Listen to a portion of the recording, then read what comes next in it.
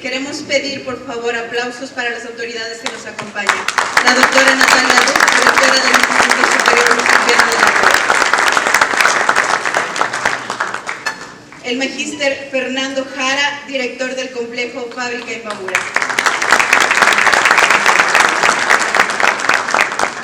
El magíster Petronio Gómez, director de Cultura del municipio de Cotacachi.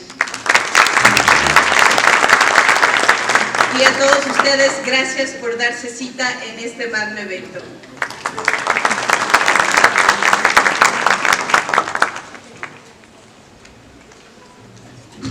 Muy buenas noches con todos, bienvenidos a este hermoso espacio y a este hermoso recital. Vamos a tocar 2 obras. La primera es una canción tradicional de aquí de la provincia de Imbabura, de las comunidades quichuas. El tema se llama Golondrina. ¿Sí? Espero lo disfruten. Muchas gracias.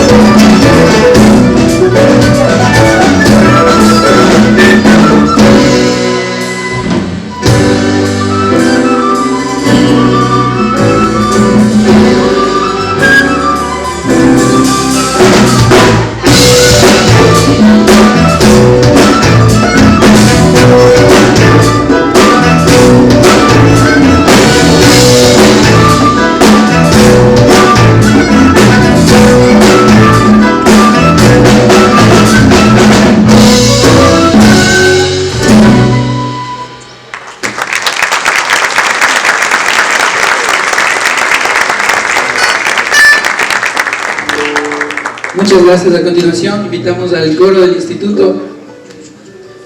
montamos un tema entre el ensamble andino y el coro del instituto. Por favor, a los chicos del coro.